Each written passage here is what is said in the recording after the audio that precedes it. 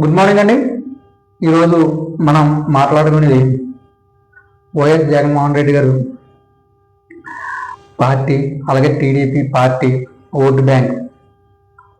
Then ఆ vote bank Rajasekhara Reddy గారు పుణ్యం అంటూ జగన్ గారు తోడే వచ్చింది. కానీ ఆ ఓటు బ్యాంకు దూరం అయింది. ఎట్లా అంటే తెలుసా, 2019 తర్వాత కార్యకర్తను పట్టించుకోలేదు జగన్మోహన్ రెడ్డి గారు, అందుకని వాళ్ళు దూరంగా ఉన్నారు. నెక్స్ట్ ఐపాక్ టీమే మెయిన్ లీడ్ చేసింది. మనీ డిస్ట్రిబ్యూట్ కానీ ఇవన్నీ అన్నీ కూడా ఐపాక్ టీమే. ఊర్లో ఉన్న నాయకులు ఎవరికి కూడా అమౌంట్లు కానీ ఇచ్చి ఇంకోటి ఇచ్చి నాయకులు ఉండగా ఐపాక్ టీమే వచ్చి మనీ డిస్ట్రిబ్యూట్ చేసింది. అండ్ కార్యకర్తలు 5 సంవత్సరాలు ఏమి పనులు లేక ఇబ్బంది పడ్డారు. ఏ కాంట్రాక్టు లేకపోవడం, ఇంకోటి లేకపోవడం. అలాగే ఈయన పరిపాలన చూస్తే 3 రాజధానులు పెట్టి అదొకటి ప్రజావేదిక కూల్ చేయడం కానీ, నెక్స్ట్ అమరావతి మొత్తం ఆపేయడం కానీ, ఇలాంటివి అన్ని.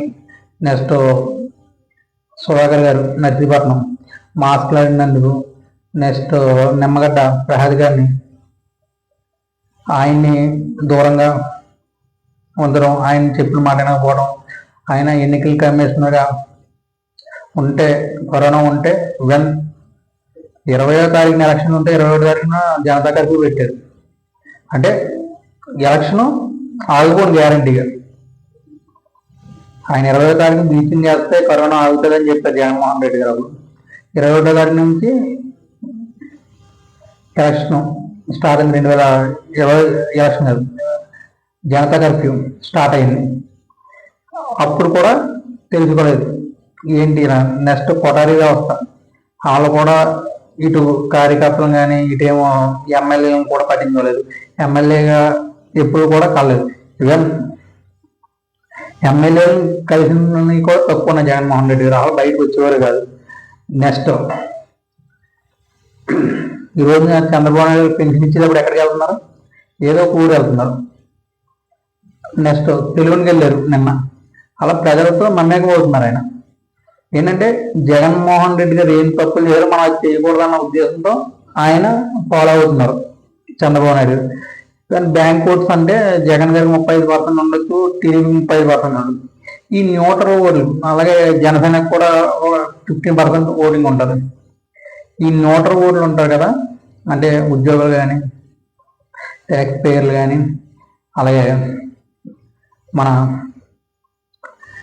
స్టూడెంట్స్ కానీ, ఇలా అందరూ ఏంటంటే మనకు ఉద్యోగాలు లేవు అన్న ఉద్దేశంలో ఉంటారు. ట్యాక్స్ పేర్ మనం ఎంత కడుతున్నాం, వీళ్ళ చూస్తే ఇలా చేస్తున్నారు అన్న ఉద్యోగం, రాష్ట్ర డెవలప్మెంట్ లేదు, ఇవన్నీ ఉన్నాయి. వీళ్ళందరూ మీకు ఓట్లు వేయలేదు. మీకు 40% వచ్చింది, వాళ్ళకు కూడా 50% వచ్చింది. కానీ 10 ఓట్లు, ఆ 10 ఓట్లే న్యూట్రల్ ఓట్లు. వాళ్ళు మీ దగ్గర నుంచి వెళ్ళిపోయారు. ఎందుకంటే మీరు చేసిన రాజకీయం అలా ఉంది.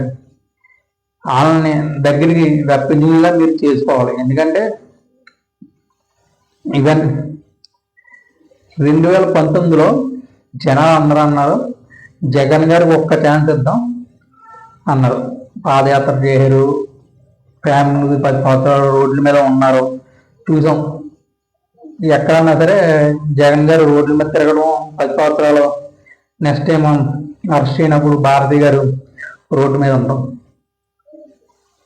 అలాగే 2024 నుంచి చంద్రబాబు నాయుడు గారిని అసెంబ్లీలో అంటాం, అరెస్ట్ చేయడం, ఇవన్నీ చంద్రబాబు గారికి పాజిట్ అయింది. 2019 నుండి ఏమో ఈయనకి పాజిట్ అయినాయి జగన్మోహన్ రెడ్డి గారికి, 2024కి ఏమో చంద్రబాబు నాయుడు గారికి పాజిట్ అయింది. జనాలు అందరూ ఎవరి ఓట్లు అలాగే వేసుకుంటారు. ఊర్లో కొన్ని వర్గాలు టీడీపీకి చేసుకుంటే, కొన్ని వర్గాలు వైఎస్ఆర్సీపీ. కానీ న్యూట్రల్ ఓట్లు ఉంటాయి.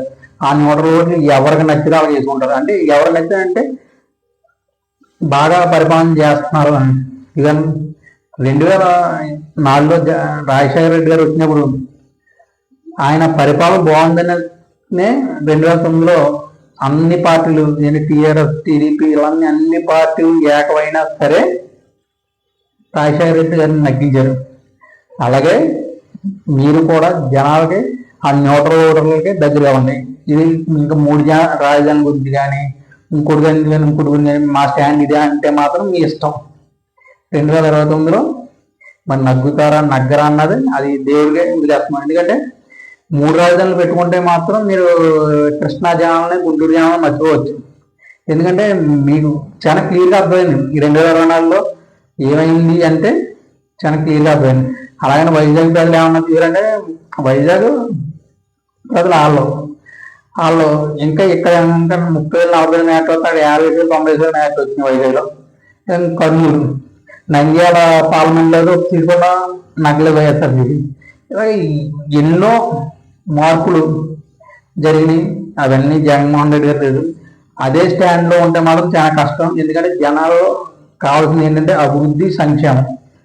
మనకి మంచి రాజధాని కావాలి. చంద్రబాబు నాయుడు అదే స్టెప్ ముందుకు వెళ్తారు. ఎందుకంటే ఐకాన్ టవర్స్ కట్టడంలో కానీ, రోడ్లు వేయడంలో కానీ, రైల్వే లైన్లు తెప్పించడంలో కానీ, అలాగే సెంట్రల్ గవర్నమెంట్ నిధులు ఇవ్వడంలో కానీ, 15,000 కోట్లు రాజధానికి ఇవ్వడంలో కానీ, ఇవన్నీ కూడా వాళ్ళ స్టాండ్ వాళ్ళు చాలా క్లియర్గా ఉన్నారు. మెయిన్ జగన్మోహన్ రెడ్డి గారు తెలుసుకోవాల్సింది ఏంటంటే న్యూట్రల్ పీపుల్ని ఎలా మన వైపు తిప్పుకోవాలి.